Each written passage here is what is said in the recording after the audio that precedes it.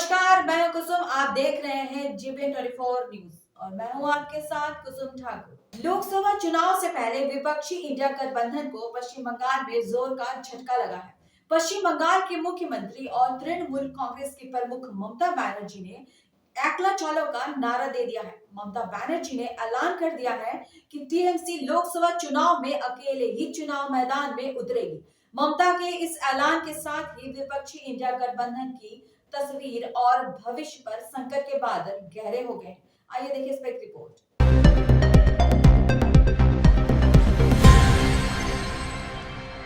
INT गठबंधन को एक बड़ा झटका लगा है। बहुत दिनों से सीट शेयरिंग की खबरें आ रही थी। कुछ मनमुटाव, कुछ मान मनोवल की खबरें आ रही थी। आज 24 जनवरी को बंगाल के मुख्यमंत्री ममता बनर्जी ने अपना रुख साफ कर दिया है। कहा, एकला चलबे, माने वो 2024 का चुनाव अकेले लड़ेगी, गठबंधन में नहीं।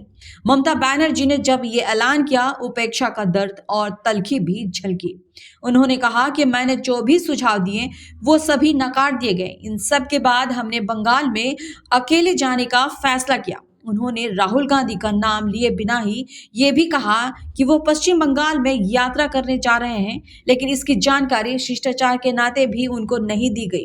कल यानी 23 जनवरी को टीएमसी प्रमुख ने सीट के बंटवारे को लेकर कांग्रेस पर मनमानी करने का आरोप लगाया था। किसी पार्टी का नाम लिए बिना उन्होंने आईएनडी गठबंधन में सीट शेयरिंग को लेकर हो रही देरी की भी आलोचना की थी। ममता बनर्जी ने दो टूक कहा कि हमने पहले ही कह दिया था कि कांग्रेस 300 सीटों पर चुनाव लड़े और क्षेत्रीय दलों को अपने क्षेत्र में बीजेपी से मुकाबला करने दें। उन्होंने गठबंधन का नेतृत्व कांग्रेस के करने को लेकर भी सवाल उठाए। गौरतलब है कि टीएमसी ने साफ किया था कि वो कांग्रेस को 2 सीट देगी। कांग्रेस को 2019 के लोकसभा चुनाव में पश्चिम बंगाल की 42 में से 2 सीटों पर जीत हासिल की थी। पश्चिम बंगाल कांग्रेस के अध्यक्ष अधीर रंजन चौधरी ने इसे लेकर तल्ख बयान दिया था। अधीर ने कहा था कि 2 सीट तो हमें तब भी जीतते थे, अब भी जीत सकते हैं। हमें टीएमसी से कोई भीख नहीं चाहिए।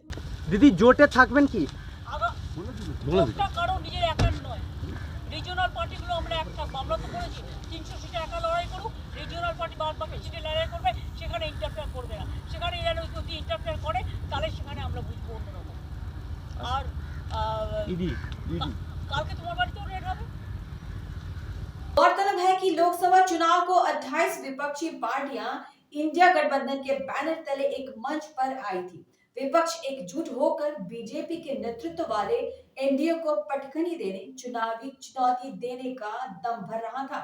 लेकिन अब ममता ने बंगाल में विपक्षी गठबंधन को बड़ा झटका दे दिया है। अभी तक के लिए बस इतना ही। देश, दुनिया और तमाम खबरों के लिए बने रहिए हमारे साथ और देखते रहिए GBN24 न्यूज।